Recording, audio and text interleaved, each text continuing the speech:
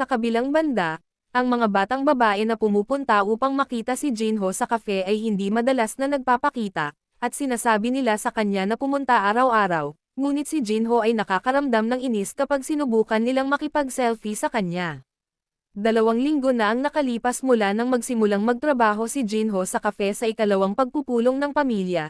Nakamit ng magkapatid ang tagumpay sa pamamagitan ng pagbaba ng kanilang shift mula 5 araw sa isang linggo hanggang 3 araw sa isang linggo, at sa kanyang dagdag na oras, si C ay kumuha ng alok sa casting para sa isang palabas sa TV.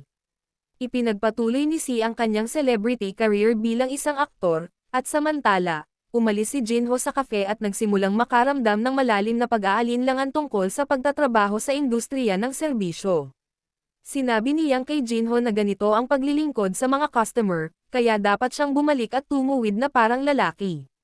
Hiniling ni Jinho sa kanyang ama na alamin ang tungkol sa kanyang karanasan sa lipunan sa ibang trabaho, ngunit sumigaw ang kanyang ama na ito ay walang kaparirikan at sinabing hindi niya tinuruan si Jinho na maging isang lalaking tumatakas sa harap ng mga paghihirap.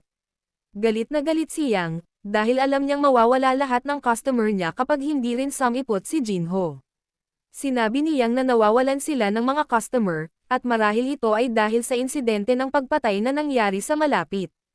Ngunit nang magtanong si Jinho tungkol sa aksidente, ipinakita sa kanya ng kanyang ama ang pahayagan. Sinabi ni Yang na mayroon ng pangalawang biktima, at ang parehong mga eksena sa krimen ay sobrang kakilakilabot na sinasabi nila na hindi sila sigurado kung ito ay ginawa ng isang tao. Sinabihan ni Yang si Jinho na mag-ingat din sa gabi, habang si Jinho ay maingat na nagbabasa ng balita. Biglang dumating ang Yein doon, at nang sabihin ni Yang na maaga siya ngayon, sinagot ni Yin na, kasama ang balita sa bayan, nakakatakot lang gumala kapag gabi na. Sinabi ni Yang na nagpasya pa rin siyang pumunta sa kanilang cafe, kaya bibigyan niya siya ng kaunting extra ngayon. Nagpasalamat si Yin sa kanya. Biglang sinabi ni Yein na nandito rin si Jinho, at aasa daw siya muli. Pero nagtataka si Jinho kung ano ang sinasabi niya. Pagkaraan ng ilang sandali, sinabihan ni Yang si Jinho na ihain ang kanyang order sa kanya at sinabing nasa bahay ang cake. Sinabi ni Yang kay Jinho na si Yin ang VIP ng lugar na ito na madalas pumunta, bago pa man magtrabaho si Jinho. Kaya dapat niyang hayaan siyang kumuha ng maraming larawan at makipag-usap sa kanya ng kaunti. Inihain ni Jinho ang kanyang order at sinabing narinig niyang madalas siyang pumupunta rito na sinagot ni Yin, tama. Sinabi ni Yin na mas madalas siyang pumupunta mula noong nagsimulang magtrabaho si Jinho dito, at nagtanong kung kukuha siya ng ilang mga larawan kasama siya. Pumayag si Jinho, ngunit nang tanungin niya kung para saan ang pinaplano niyang gamitin, ipinakita sa kanya ni Yin ang kanyang business card at sinabing isa siyang ilustrador. Nang tanungin ni Jinho kung ano ang kinalaman ng kanyang mga larawan sa pagguhit, sinabi ni Yin na kadalasang gumuguhit siya ng mga ilustrasyon para sa mga web novel, at nagtatanong kung gusto niyang tingnan. Nang makita ni Jinho ang kanyang mga ilustrasyon na ginagamit sa iba't ibang mga web novel, nabigla siya at nagtanong kung ano ang mga karapatan sa portrait. Sagot ni Yin, ito ang dahilan kung bakit siya pumupunta dito araw-araw para uminom ng 3 tasa ng kape at sinabing pinahintulutan siya ng may-ari. Biglang lumapit si Yang doon at sinabing kanya na lang si Jinho, pero hindi makapaniwala si Jinho. Sinabi ni Yin na ang mga ilustrasyon ay tungkol sa pagguhit ng mga karakter na may alindog, at palagi nang sinasabi ng mga tao na siya ay mahusay sa pagguhit ngunit ang kanyang mga lalaki na karakter ay hindi talaga kaakit-akit. Sinabi ni Yon na tumigil iyon mula noong ginamit niya si Jinho bilang isang sanggunian, ngunit ngayon sinasabi ng mga tao na iginuhit niya ang parehong mukha sa lahat ng oras. Sinabi ni Jinho na dahil ginagawa niya iyon, at sinabi ni Yang na sa tingin niya ay dahil pareho ang mga ekspresyon ng mukha. Si Yon, habang ipinapakita sa kanila ang mga larawan ni Jinho, ay nagsabi na ito ay dahil wala siyang gaanong mapagpipilian at si Jinho ay may parehong mga ekspresyon sa lahat ng mga larawan. Nagulat sina Jinho at Yang nang makita ito, at sinabi ni Yang na tinatakot pa nga ni Jinho ang kanyang sariling ama. Pero sabi ni Jinho, normal lang daw ang mukha niya. Biglang sinabi ni Yang na hindi ito gagawin, at kung bumagsak ang kanilang VIP, mangangahulugan iyon ng pagbaba sa kanyang kita at wala siyang sapat na pera para bumili ng kape. Dito, tinanong ni Jinho kung ano ang pinag-uusapan ng kanyang ama, ngunit sumigaw si Yang na alam ni Jinho ang kanyang sinasabi, at sinabihan siyang gumawa ng pose para kay Yon hanggat maaari. Nagulat si Jinho, ngunit handa na si Yeon sa isang camera para kunan ng litrato, at sinabihan siyang mag-post ng maganda. Ngunit si Jinho ay sumisigaw na hindi siya binayaran para dito. Makalipas ang ilang sandali, masayang umalis si Yeon sa kafe pagkatapos kunan ng litrato ni Jinho at sinabing babalik siya. Nakita siya ni Yang at sinabing makikita niya siyang muli, ngunit umaasa si Jinho na hindi siya madalas pumunta. Si Jinho, nang makita siyang umalis, ay iniisip na hindi niya alam na ang nasa kabilang panig ng kamera ay nakakapagod, ngunit tinanong ng kanyang ama kung mukhang hindi maganda na makita siyang masaya, at sinabihan si Jinho na ipagmalaki. Kaya napagtanto ni Jinho na hindi ito masama. Sa kabilang banda, madilim, at habang naglalakad si Yeon sa kanya, tinitingnan niya ang mga larawan ni Jinho. Nagtataka si Ye sa kung gaano siya kaguwapo at masaya na nakakuha siya ng mga magagandang larawan. Biglang, nabangga si Astri at nahulog habang nahulog din ang salamin niya kay Astri. Nagtatanong kung kilala niya si Jinho at kung magkaibigan sila, ngunit sinabi niyang hindi mahalaga. Sinabi ni Astri na gusto niyang makita kung ano ang magiging reaksyon ni Jinho kung mabalian siya nito ngunit nang pumasok ka, habang suot ang kanyang salamin, tinanong kung ano ang ibig niyang sabihin, inatake siya ni Astri at sinabing gusto niyang makita ang pagiging matatag ni Jinho. Pagbabago ng mukha, sa kabilang banda, pagkatapos isara ang kafe, sinabi ni Yang kay Jinho na nakikipagkita siya sa kanyang mga kaibigan ngayong gabi, kaya dapat umuwi si Jinho sakay ng taxi. Sabi ni Jinho, nasa walking distance lang ito, at ayos lang siya, ngunit pinaalalahanan siya ng kanyang ama tungkol sa insidente ng pagpatay at sinabihan siyang sumakay ng taxi. Pumayag si Jinho at sinabihan ang kanyang ama na mag-ingat din, ngunit sinabihan ni Yang si Jinho na huwag mag-alala, dahil malakas ang kanyang ama. Sa pag-alis ni Yang, nagsimulang maglakad si Jinho at nakita niyang tila mas tahimik ang mga kalsada kaysa dati. Iniisip ni Jinho na mas mabilis na kumalat ang impormasyon sa modernong mundo kaysa sa likod ng Jonghyun, at iniisip niya kung may nangyaring insidente sa Jonghyun, may mga tao na hindi man lang narinig ang tungkol dito. Nag-aalala si Jinho na may nangyaring pagpatay malapit sa tinitirhan ng kanyang pamilya, kaya nagpa siya siyang tumingin sa paligid. Biglang naramdaman ni Jinho ang pabango ng dugo at sinimulang sundan ito hanggang sa maging malinaw. Ngunit laking gulat niya nang makita si Ye sa camera malapit sa dugong anak sa kalsada. Naalala ni Jinho ang ngiti sa mukha ni Ian, at habang papalapit siya sa katawan, nabigla siya nang makitang patay na ito. Pagkaraan ng ilang oras, si Jinho ay nasa istasyon ng pulisya kasama ang kanyang ama, kung saan sila nagbigay ng kanilang mga pahayag. Pinasalamatan sila ng opisyal sa kanilang kooperasyon at sinabihan silang ipaalam sa kanya kung may naaalala silang espesyal. Malungkot si Yang at Jinho, at nagtataka si Yang kung bakit nangyari ito sa isang magandang babae na isang taong kilala nila ng personal. Sa sandaling ang insidente ng pagpatay ay napatunayan bilang isang serial murder. Maraming bagay ang nagbago. Halos hindi gumala ang mga tao sa maghapon, at ang bilang ng mga customer ay nabawasan ng husto.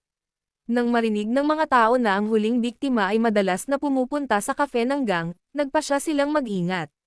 Narinig ni Jinho ang kanilang mga pag-uusap at nagalit na ang salarin ay dapat na gumagala na parang walang nangyari. Hindi alam ni Jinho kung sino ang pumatay, ngunit desidido siya na babayaran niya ito sa panggugulo sa kanya. Biglang may dumating na babae sa kafe nila at sinabing nandoon siya para makipag-usap kay Jinho. Sinabi ni Jinho na nagtatrabaho siya, kaya dapat siyang umalis. At sinabi rin ni Yang na hindi sila nakikipag-usap sa mga reporter. Pero sabi ng dalaga hindi siya reporter. Biglang lumapit ang dalaga kay Jinho at tinanong kung ayaw niyang malaman ang tungkol sa salarin. Pero nabigla si Jinho. Pagkatapos lumabas, tinanong ni Jinho kung sinasabi niyang sasabihin niya sa kanya kung sino ang may kasalanan. At sinabi niya, tama iyon. Ang babae ay formal na nagpakilala at sinabing ang kanyang pangalan ay Lee Hanjo. Sinabi ni Lee na nakipagkita siya sa kanya bilang kinatawan ng Korean Martial Assembly, at sinabing isa sila sa mga nangungunang martial organization sa Korea.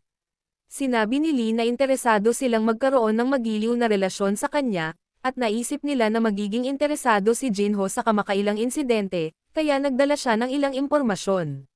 Nagalit si Jinho na ito na naman ang mapahamak na martials, at sinabing sawa na siyang paulit-ulit ang kanyang sarili. Galit na nagtanong si Jinho kung mukha ba siyang biro. At nang tanungin ni Lee kung ano ang ibig niyang sabihin, sinabihan siya ni Jinho na isara ito. Tinanong ni Jinho kung sa palagay niya ay magre-react siya kay Joy kung mag-aalok ito sa kanya ng impormasyon, at kung sa tingin niya ay hahayaan niyang mangyari ang isang magiliw na relasyon. Kinabahan si Lee at sinabi ni Jinho na mukhang may kaugnayan sa kanila ang insidenteng ito. Habang hinihiling ni Lee si Jinho na makinig sa kanya, agad na hinawakan ni Jinho ang kanyang leeg, isinandal siya sa dingding at tinanong siya kung kailan niya sinabi na maaari na siyang magsalita, sinasakal siya ni Jinho, at nagsimula siyang manginig. Bago nakilala ni Lee si Jinho, tiwala siya sa pakikipag-usap kay Jinho sa impormasyong mayroon siya, ngunit sa harap ng napakalaking force, wala siyang magawa. Simple lang kay Jinho ang dahilan kung bakit siya napahiya ng ganito. Lee Hyunju, isang tao ng Martial Union. Ito ay walang iba kundi isang bagay, at hindi niya kailangang kontrolin ang kanyang damdamin. Tinanong ni Jinho kung gusto ba talaga niyang maging bahagi siya ng kanyang mundo, at tinanong niya kung talagang kakayanin niya ito. Sa kabilang banda, si Cho ay nagmamaneho sa isang lugar at nag-aalala tungkol sa insidente ng pagpatay. Akala ni Cho ay naayos na niya sa wakas ang problema ng SI, ngunit ngayon nangyari ito. Natatakot si Cho na baka mapatay ni Jinho ang isang tao dahil sa galit, ngunit sinabi niya sa kanyang sarili na huminahon, dahil walang paraan na maiisip ni Jinho na gawin ang isang bagay na ganoon sa isang palpak na paraan. Sana wala itong major. At nang makarating siya sa cafe, lumabas siya at nakita niya si Jinho na nakatayo sa labas kasama ang isang babae. Iniisip ni Cho kung may nililigawan si Jinho sa ganitong sitwasyon, ngunit natatakot siyang makita ang pagmumukha ni Jinho, dahil laging tanda ito ng problema. Biglang nakita ni Jinho si Cho, at kaagad, sa magandang tono, sinabi niyang hindi niya alam na dumating si Cho. Nakahinga ng maluwag si Cho na normal lang si Jinho, ngunit iniisip kong hindi nagalit si Jinho dahil nakita niya siya. Kakaibang masaya at takot ang nararamdaman ni Cho sa parehong oras, ngunit tinanong niya si Jinho kung sino ang babaeng ito, at sinabing narinig niya ang balita tungkol sa pagpatay. Sinabi ni Jinho na mayroong isang buong kwento sa likod ng bahaging iyon, at nang sabihin ni Lee na maaari siyang maghintay sa labas kung iniistorbo niya si Jin, sinabihan siya ni Hu na sumama sa kanila. Sinabi ni Jinho na kakausapin niya silang dalawa tungkol sa pangyayaring ito, ngunit may pakiramdam si Cho na mas mabuting hindi na lang malaman ang tungkol dito. Habang pinapasok sila ni Jinho sa loob, nakita ng kanyang ama na dumating na rin si Cho, at binati ni Cho ang gang. Sinabi ni Jinho sa kanyang ama na gusto niyang gamitin ang silid sa loob, ngunit sinabi ng kanyang ama na nasa orasan pa rin siya. Humingi ng tawad si Jinho sa kanyang ama, kaya tinanong ng kanyang ama kung ito ay isang bagay na mahalaga, na sinagot ni Jinho na ito ay medyo mahalaga. Sinabihan niyang si Jinho na maglaan ng oras dahil wala pa rin silang customer, at tinanong kung gusto ni Lee ng latte. Sumagot si Lee na ayos lang siya, ngunit nag-aalinlangan, nagtanong kung maaari niyang gamitin ang banyo.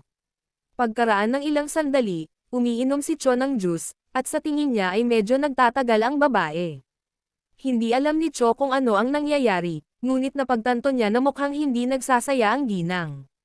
Biglang sinabi ni Cho kay Jinho na maaaring tumakas siya, ngunit sinabi ni Jinho na hindi niya iyon gagawin. Nang tanungin ni Cho kung paano siya sigurado, tinanong ni Jinho kung nahaharap si Cho sa isang problema na hindi niya kayang hawakan sa kanyang antas, ano ang kanyang gagawin. Sumagot si Cho na susuko siya o hihingi ng tulong sa mas mataas, at sinabing karamihan sa mga tao ay umaasa sa grupong kinabibilangan nila. Batay dito, sinabi ni Jinho na malamang na humihingi siya ng tulong. Sa kabilang banda, si Lee ay tumatawag sa kanyang lolo, ngunit hindi ito kumukuha sa telepono, na nagpapakaba sa kanya. Nagtataka si Lee kung ano ang mali sa lokong ito, si Jinho, at kung bakit ito galit sa kanya. Natatandaan ni Lee na hindi normal ang kanyang mga mata nang sinasakal niya siya, at hindi siya isang bagay na kaya niyang harapin. Biglang naisip ni Lee na maaaring matulungan siya ni Jang Hyui, kaya tinawag niya ito, at agad niya itong kinuha. Sinabi ni Jang na hindi niya inaasahan na tatawagan siya nito, ngunit tinanong ni Lee kung maaari siyang pumunta doon, na ikinagulat ni Jang at tinanong niya kung inaanyayahan siya nitong makipag-date. Sinabi sa kanya ni Lee na putulin ang basura at sinabing kailangan niya itong gawin, ngunit sinabi ni Zhang na hindi siya interesadong gawin ito kung ito ay trabaho. Sinabi ni Lee na ayos lang, dahil malapit na siyang bugbugin hanggang mamatay. Ngunit nabigla si Zhang nang marinig ito, at agad na nagtanong kung nasaan siya.